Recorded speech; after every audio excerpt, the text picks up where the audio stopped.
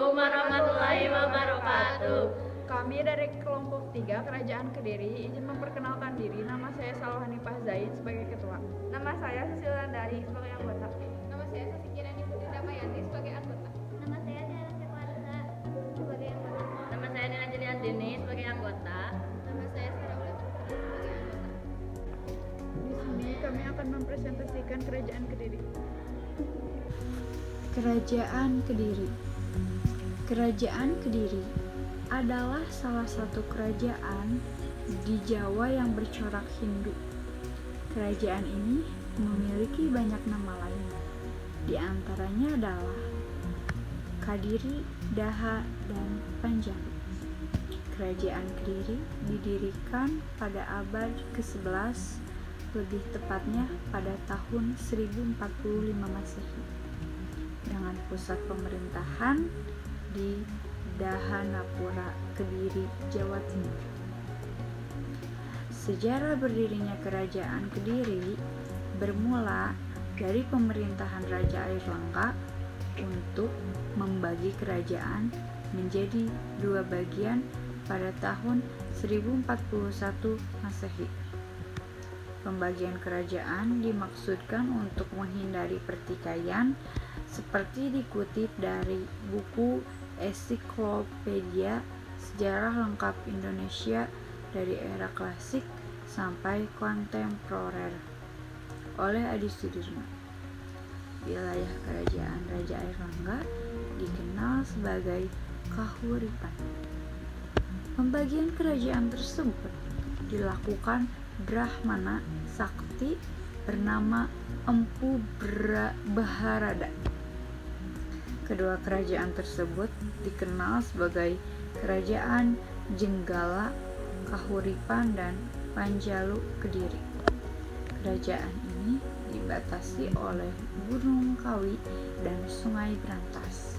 Seperti dikisahkan dalam prasasti Mahaksubya 1289 Masehi, Kitab Negara Kertaagama 1365 Masehi, dan Kitab Calon Arang 1540 Masehi. Pada awal masa perkembangan Kerajaan Kediri tidak banyak diketahui orang. Prasasti Curun Hyang II 1044 yang dikeluarkan Kerajaan Jenggala hanya memberitakan adanya perang saudara antara Jenggala dan Kediri sepeninggal Raja Airlangga. Sejarah Kerajaan Kediri atau Panjalu mulai diketahui oleh adanya prasasti sirah Keting tahun 1104 atas nama Srijayawarsa. Sebelum Srijayawarsa hanya Raja Sri Samarawijaya yang diketahui. Letak Kerajaan Kediri yakni di Jawa Timur. Kerajaan Kediri berpusat di Daha atau sekitar kota Kediri sekarang. Pusat Kerajaan Kediri tersebut terletak di tepi Sungai Brantas yang masa itu sudah menjadi jalur pelayaran yang ramai. Latar balik Kerajaan Kediri, sesungguhnya kota Daha sudah hadir sebelum Kerajaan Kediri berdiri. Daha adalah singkatan dari Dahanapura yang berfaedah kota api. Nama ini terdapat dalam prasasti Pamuatan yang dikeluarkan Airlangga tahun 1042. Hal ini berlandaskan dengan berita dalam serat yang dipersiapkan menjadi arang bahwa waktu kesudahan pemerintahan Airlangga, pusat kerajaan sudah tidak lagi hadir di Kahuripan melainkan pindah ke Daha. Pada kesudahan November 1042, Airlangga terpaksa membelah wilayah kerajaannya karena kedua putranya berlomba memperebutkan tahta. Putra yang bernama Sri Samarawijaya mendapatkan kerajaan barat bernama Panjalu yang berpusat di kota baru, yaitu Daha, sedangkan putra yang bernama Mapanji Garasakan mendapatkan kerajaan timur bernama Janggala yang berpusat di kota lama, yaitu Kahuripan. Menurut Nagara Kertagama, sebelum dibelah menjadi dua, nama kerajaan yang dipimpin Airlangga sudah bernama Panjalu, yang berpusat di Daha. Jadi, kerajaan Jangkala lahir sebagai pecahan dari Panjalu. Adapun Kahuripan adalah nama kota yang lama sudah dibiarkan tidak terikat Airlangga dan kemudian menjadi ibu kota Janggala. Pada mulanya, nama Panjalu atau Pangjalu memang semakin sering dipakai daripada nama Kadiri. Hal ini mampu dijumpai dari prasasti-prasasti yang diterbitkan oleh Raja-Raja Kadiri.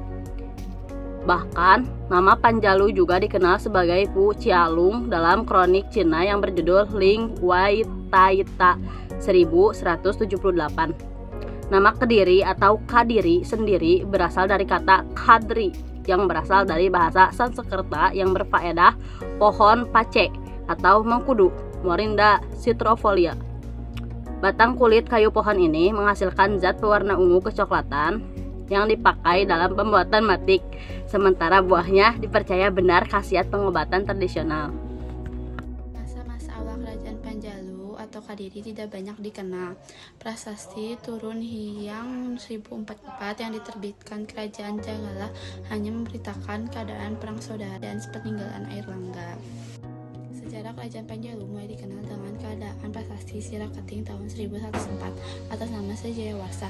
Raja-raja sebelum Sri Jayawarsa Haya, Sri Samarawijaya yang sudah dikenal, sedangkan urutan raja-raja sesudah Sri Jayawarsa sudah mampu dikenal dengan jelas berdasarkan prasasti-prasasti yang ditemukan. Kerajaan Panjalu di bawah pemerintahan Sri Jayabhaya sukses menaklukkan kerajaan Janggala dengan semboyannya yang terkenal dan prasasti Ngantang 1135, yaitu Pancala Jayati atau Panjalu Menang. Pada masa pemerintahan Sri Jayabhaya inilah kerajaan Panjalu merasakan masa kejayaannya. Wilayah kerajaan ini meliputi seluruh Jawa dan beberapa pulau di Nusantara, bahkan sampai mengalahkan pengaruh kerajaan Sriwijaya di Sumatera. Hal ini diperkuat kronik Cina berjudul Li Wang Taita karya Chow Kufei tahun 1178 bahwa pada masa itu negeri sangat kaya selain Cina secara berurutan adalah Arab, Jawa, dan Sumatera. Waktu itu yang berkuasa di Arab adalah Bani Abbasiyah, di Jawa hadir kerajaan Panjalu, sedangkan Sumatera ditinggali kerajaan Sriwijaya. Penemuan situs Tondo Wongso pada tahun 2007 yang diyakini sebagai peninggalan kerajaan Kadiri diharapkan mampu menolong memberikan semakin banyak informasi tentang kejayaan tersebut. Karya sastra zaman Kadiri. Seni sastra mendapat banyak perhatian pada zaman kerajaan Panjalu Kadiri. Pada tahun 1157, Kakawin Baratayuda ditulis oleh Mpu Sedah dan diselesaikan Mpu Panuluh. Kitab ini berasal dari Mahabharata yang hadir, pokoknya kemenangan Pandawa atas Korawa, sebagai kiasan kemenangan Sri Jayabhaya atas Janggala. Selain itu, Mpu Panuluh juga menulis Kakawin Hariwangsa dan Gatot Kacasraya. Terdapat pula pujangga zaman pemerintahan Sri Kamaswara bernama Mpu Diarmaja yang menulis Kakawin Smaradahana. Kemudian pada zaman pemerintahan Kertajaya terdapat pujangga bernama Mpu Monaguna yang menulis Sumanasantaka dan Mpu Triguna yang menulis Kresnayana. Raja Kerajaan Kediri Sri Jayawarsa Dijaya Sastra Prabu Sri Kemahaswara Prabu Jayabhaya Prabu Srawasera Prabu Prasyadi Serangga Kartajaya Kehidupan Ekonomi Kerajaan Kediri. Kehidupan ekonomi Kerajaan Kediri dapat diketahui melalui kronik-kronik Cina yang menyebutkan diantaranya sebagai berikut. 1. Kediri menghasilkan banyak beras. 2. Barang-barang dagangan yang laku di pasaran seperti emas, perak, daging, kayu, cendana, pinang, dan gerabah. 3. Telah menggunakan uang yang terbuat dari emas sehingga alat pembayaran atau alat tukar. 4. Posisi kerajaan Kediri sangat strategis dalam perdagangan Indonesia Timur dan Indonesia Barat dengan kota. pelabuhannya, pajak, rakyat berupa hasil bumi. Kehidupan sosial Kerajaan Kediri. Masyarakat Kediri tidak menganut sistem kasta. Seperti disampaikan dalam kitab Lubdaka, dalam kitab tersebut disampaikan tinggi rendahnya martabat seseorang tidak ditentukan oleh dasar keturunan dan kedudukan, tetapi berdasarkan tingkah lakunya. Masa kejayaan Kediri. Masa kejayaan Kerajaan Kediri terjadi pada kepemimpinan Jayabaya. Jayabaya dikenal dengan kepemimpinan politik dan ramalan-ramalan yang dibukukan dalam Jongko Joyoboyo. Di samping itu, sikap merakyat dan visi Jayabaya yang jauh ke depan membuatnya dikenang. Runtuhnya Kerajaan Kediri. Runtuhnya Kerajaan Kediri terjadi pada masa kekuasaan Raja Kertajaya, seperti dikisahkan dalam kitab Paraton dan Nagara Kertagama. Pada tahun 1222, Kertajaya dianggap telah melanggar agama dan memaksa Brahmana menyembahnya. Runtuhnya Kerajaan Kediri. Runtuhnya Kerajaan Kediri terjadi pada masa kekuasaan Raja Kertajaya, seperti dikisahkan dalam kitab Pararaton dan Nagara Kertagama. Pada tahun 1222, Kertajaya dianggap telah melanggar agama dan memaksa Brahmana menyembahnya sebagai dewa. Kaum Brahmana lalu meminta perlindungan Ken Arok.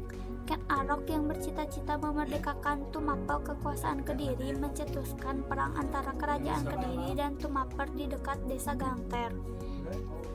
Keberhasilan Ken Arok mengalahkan Kertajaya menandai runtuhnya Kerajaan Kediri yang kemudian menjadi kekuasaan Tumapel atau Kerajaan Singasari. Sumber sejarah Kerajaan Kediri. 1. Kronik Cina Chu Fanci karangan Chu Jukwa, buku Ling Wai Tai Ta karangan Chu Ikfei juga menerangkan keberadaan Kerajaan Kediri pada abad ke-12 dan ke-13 Masehi. 2.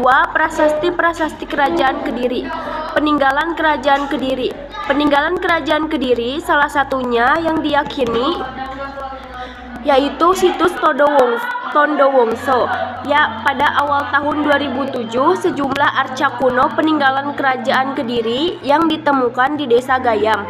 Kediri tersebut tergolong langka karena untuk pertama kalinya ditemukan patung dewa bermuka atau bermuka 4. Prasasti Kerajaan Kediri juga menjadi peninggalan diantaranya yaitu 1. Prasasti Sirah Keting berisi pemberian hadiah pada rakyat oleh Raja Jayawarsa. 2. Prasasti Tulung Agung dan Kertosono berisi masalah keagamaan yang ditulis Raja Bameswara 1117 sampai 1130 Masehi. 3. Prasasti Ngantang menerangkan pemberian hadiah pada rakyat Ngantang. Hadiahnya berupa sebidang tanah yang telah dibebaskan pajaknya oleh Raja Jayabaya 1135 Masehi. 4. Prasasti Jaring memuat nama seperti Kebo Waruga dan tikus Jinada. 5. Prasasti Kamula menerangkan keberhasilan Raja Kertajaya memerangi musuh-musuhnya di Katang. Demikian ulasan tentang sejarah Kerajaan Kediri dan bukti peninggalannya.